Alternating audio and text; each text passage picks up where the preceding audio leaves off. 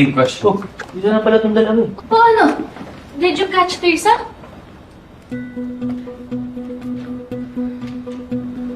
I lost her. Vodka? The one that got away. Wala mo lang tayong napala sa mission na to. Mali. Dahil may nakuha pa rin kami.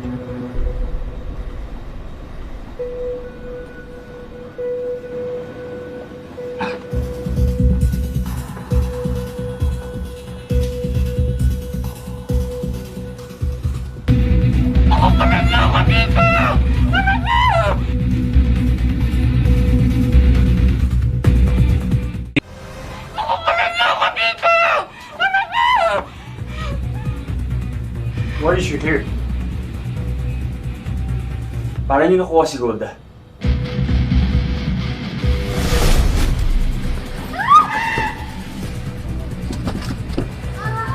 Ate!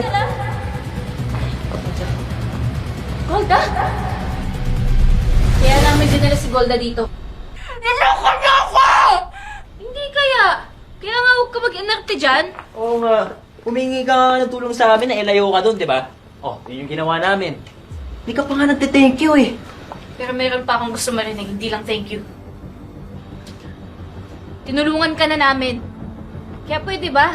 Aminin mo sa akin lahat ng alam mo tungkol doon sa pagka-set up sa tatay ko. Start from the beginning.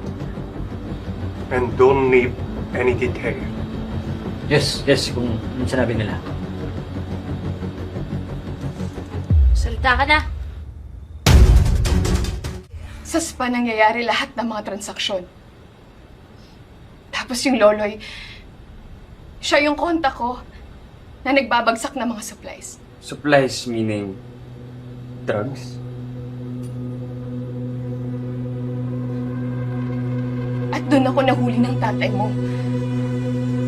Pero imbis na ikulong niya ako, ginawa niya akong informant kapalit yung kalayaan ko. Kaso nalaman ni Parak. Si Diego. Iniingit lang naman ako kaya ako nagbigay ng tip eh. Sorry na, Diego. Mananahimik na talaga. Huwag mo lang akong patayin. Ayoko nang manahimik ka. Ang gusto ko nga kumanta ka eh. Yung lyrics, didikta ko sa'yo. Tinakot niya ako. Tinakot niya ako kaya ako gumagawa ng kung ano-anong kwento para siraan si Miguel. Tapos nung nakulong si Miguel, doon na ako nagtago. Kasi alam ko ako yung isusunod ni Verdugo. Verdugo. Siya yung leader ng mga sindikato. What about Teresa Park? Or Lisa? I don't know anyone named Theresa or Lisa. Yung kilala ko lang, yung loloy.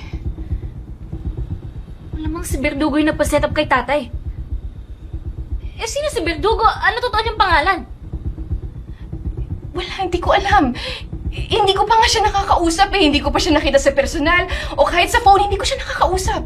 Ka na nga magsinungaling. Aminin mo na lahat.